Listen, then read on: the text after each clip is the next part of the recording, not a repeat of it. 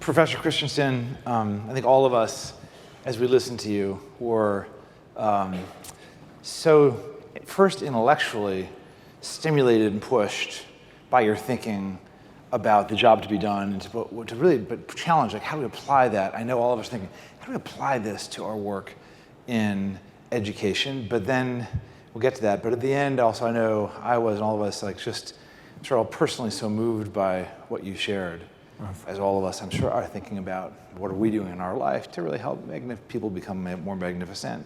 And I just have to tell you, from, as a dad of 3 kids who focuses a lot on that myself, hearing your brilliance and your humility and focus on what's important is just a rare soul, and we thank you so much for that. I'll just do my best.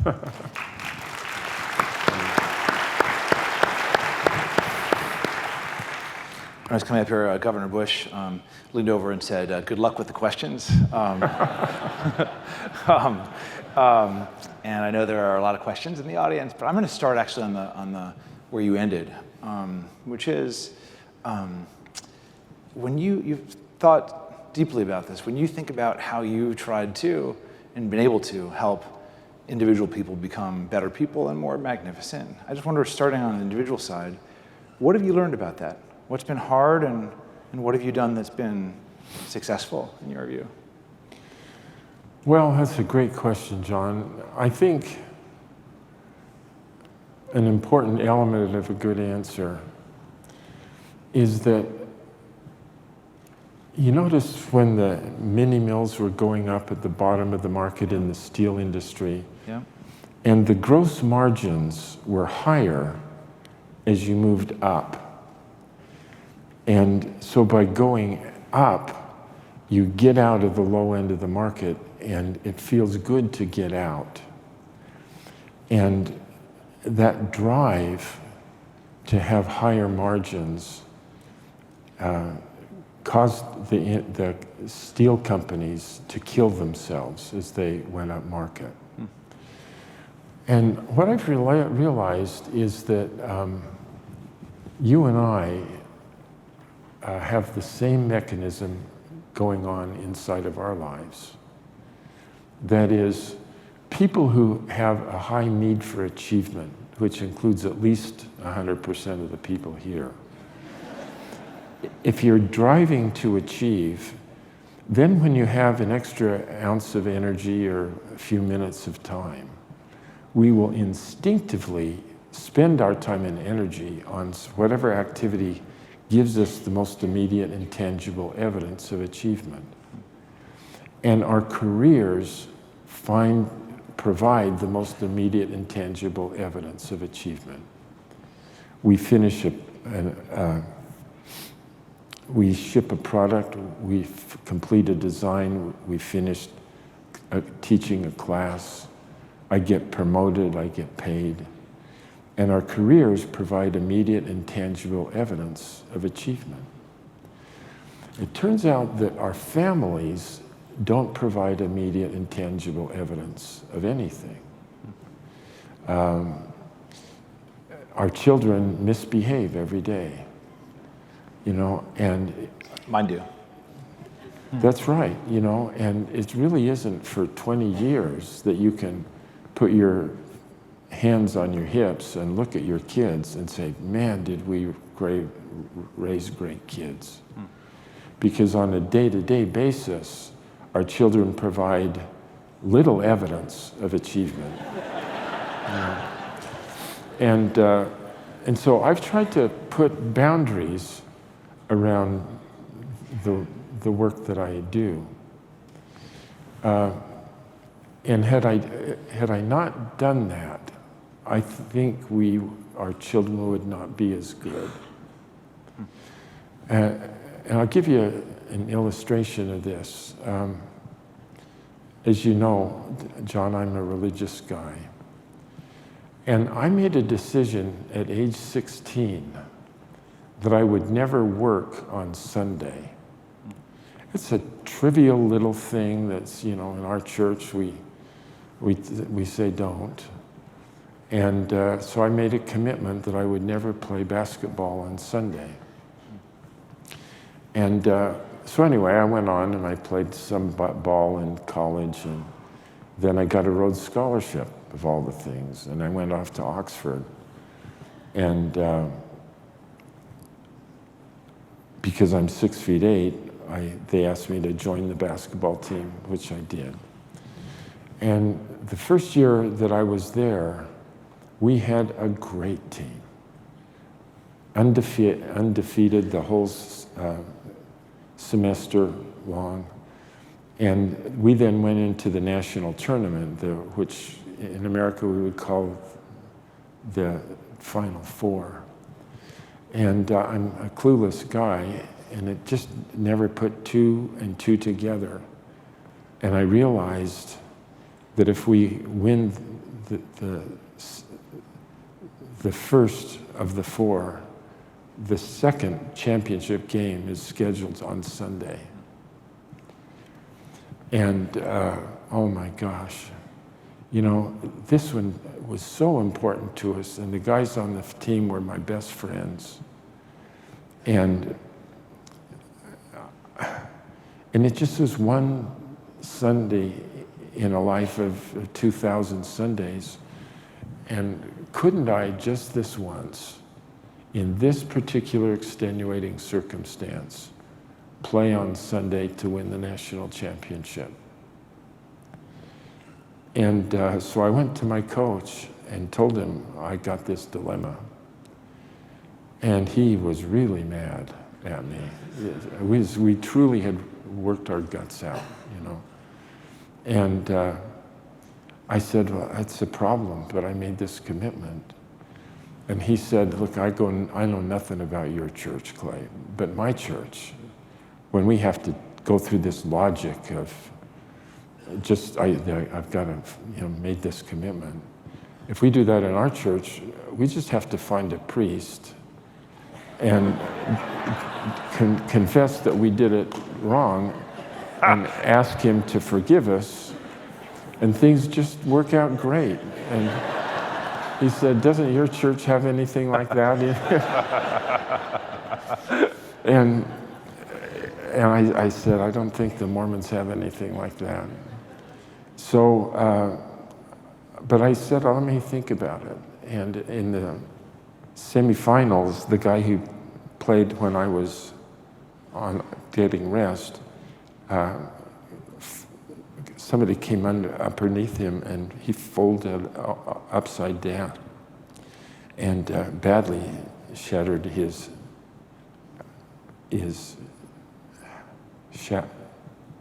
shoulder. And so the coach came and said, Clay, there's nobody to take your place. You just have to do it just this once. And everybody on the team came that night to the hotel room and said, you got to do it. And I said, let me think about it. And I prayed. And I just had this feeling. Before I even started my prayer, I heard this sound that came to my mind. It said, Clay, you know what the answers are. Why are you asking the question? And I decided I wouldn't play on Sunday. And it turns out that commitment was just one silly little decision in a life of 2,000 Sundays. And surely just this once, it would have been okay. But it turns out that my life has been filled with an unending stream of extenuating circumstances. And had I done it once, I would have done it over and over again. And it turns out that was a very important decision to my life that I made.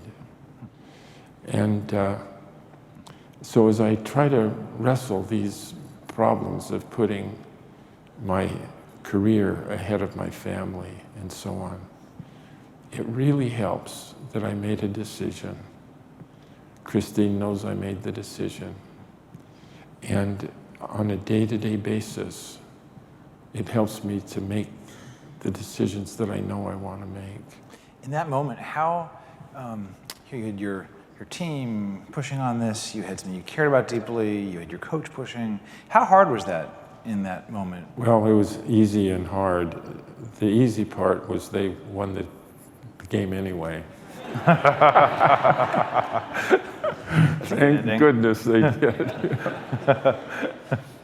But I decided that God had an opinion on how I made that decision. And I'm glad I did. One of the things that is so striking, as you shared from your first part of your talk around the Secretary of Defense calling you in with the Joint Chiefs of Staff, and then the end of your talk in this comment about prioritizing your caring for your family and for helping the people around you be the best people they can be, is just the juxtaposition there. I think as many people get closer and closer to the highest levels of achievement and recognition that you have, I think most people fall prey to most of us human beings fall prey to the ego satisfaction and the desire for achievement that can come at the expense of that. Yeah. It's the rare person who can get to that level, I think, and maintain the focus on God and what's important to you in order to live. And I'm just curious, all of us in our own lives wrestle with that. We're all here because we're focused on helping develop students and helping invest in the future. We all have to balance that aspiration, which is very noble, with our own lives of how we manage this with others around us. And I'm just curious, as you got closer and closer to those highest levels of achievement and recognition you have, did it get harder? And is there anything else you needed to do in order to kind of keep your focus on what's been most important for you? It truly does get harder. But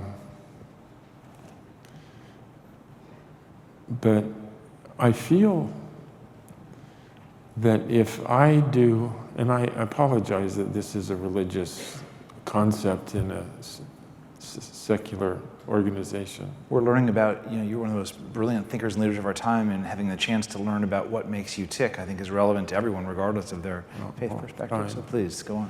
But I just feel like if I do what I know God wants me to do, that then God will bless me as one of his children to be more capable of doing more better things in my personal life so that I can help more people. There's a loop that's very important for me. You think you become even more successful, ironically, as you focus on what's most important to you, around you. But it gets harder. I'm conscious, I'm so torn. We have 7 minutes, and I'm sure more of us have questions on the personal side for you and on your thinking about change in the world. I guess I have one other question for you on the kind of personal front that you've been sharing. As you've been trying to help your kids acquire, I imagine, the sense of focus on what's important that you have. What's worked and what hasn't worked as you've tried to help others, in this case your kids, acquire that sense of focus and prioritization? It's a tough one. Gosh, these are tough problems, John. One of the things in retrospect that I'm grateful that we did was we bought a home that was completely ruined. Completely? Ruined. Because we didn't have enough money to buy a nice home, so it had everything needed to be fixed. Low end of the market. That's right. And we didn't have enough money to pay a tradesman to do any of that, and so we had to do it ourselves. And we didn't do anything unless we asked one or more of the kids to help us. And so the lawn was mowed by me and the kids. We painted together, and they did a crummy job with most of the stuff, But you can see then as the kids grew up, and we walk into the dining room, Annie always, I watch her, she always looks at the wall that she painted.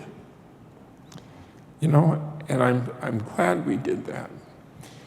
It's one of the things that I didn't organize my remarks very well, but kids really do need to have they have a need to be needed.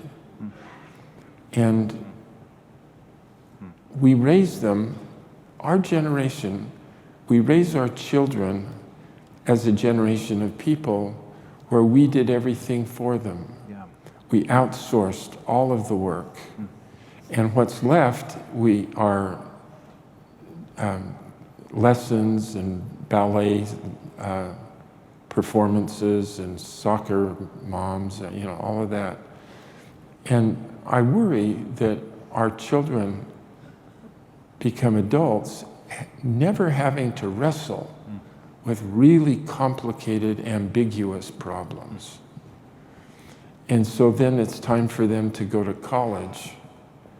And it turns out that the parents got them so that they could pass the incoming exam or whatever. And they run in as individuals. They're in situations where they don't have the confidence, and so they drop out. And then they don't want to go back to school again because I tried it before and it's no fun, and I don't want to flip McDonald's burgers, and I'll just stay home and do games.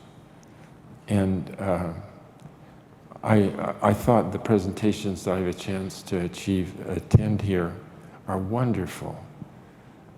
But what seemed to be a bit absent is our need to help the next generation have the confidence that I can do hard things.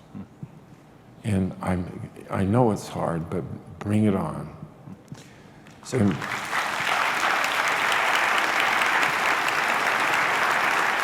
thank you.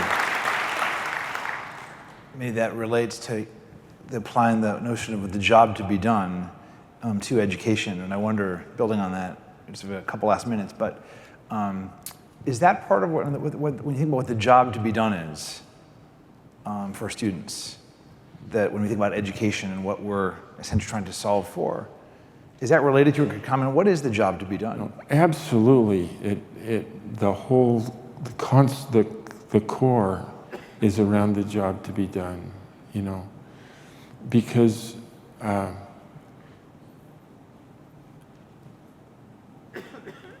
if you ought to go through an exercise of what are the jobs that my children need to have achieved in order to get whatever the job is. And if all we want to convey is what they need in order to pass the ACT, I don't think that they're going to ever take the ACT again in their lives. And yet we drive them to achieve this test mentality. And looking back on it, I'm not sure we were wise in having a focus on the tests, because in the end, that's not what we want to achieve when we have our decision, our return and report to God. We need to create children who have this capability to help others and to help other people do. Anyway, I've talked about that. So the job to be done is to help children contribute, help others, have purpose, deal with complicated issues. Those are the kind of things? Absolutely right, John. Mm-hmm. And the question is, working backwards, the question for educators in part is, how do we equip, given these changing turbulent times and the skills and the content needed for that, how do we help kids do that kind of job? John, that's perfect. That's perfect. My last question for you, again, it's such a privilege to be able to be here and ask you questions. When your grandchildren, as they will, talk to their grandchildren about you, I know you're very humble, but what's your hope? What will your grandkids say about you to their grandkids about these Clayton are Christensen? kind. Well, so we have 5 kids, and the oldest of the 5, Matt, turned out to be a magnificent athlete. He got a basketball scholarship, played for Duke. They won the national championship in 2001 when he was, one day he came home when he was like in fourth grade, and it was clear that he had roughed up somebody. And it was easy for him to rough people up, And we sat him down, and I explained to him the theory about purpose brands that I just skipped over here. But what is a brand? And what does a brand comprise of? And what value do people who need to get things done, jobs to be done, how do you find what to hire to get the job done? And if there is a brand that just pops into your mind, like the 5th of our 5 sons, Mike, is the one who defected to Stanford. But he called us up one day and he said, "Mom and Dad, I found my apartment. I need to furnish my apartment tomorrow." And when he said that, I said instinctively, IKEA. That's organizationally around a job to be done. And there's a brand, IKEA, that just popped into my mind. And good brands have that characteristic. They have a job to do, it pops into your mind, you go there. So we decided with Matt and Christine and I that we would have a brand in our family. That is that the Christensens are known for kindness. And nobody outside the family has that brand or have adopted it. But we have, and we remember each other every day that the Christensens are known for kindness. And I hope that our grandchildren know that they have the same brand. Well,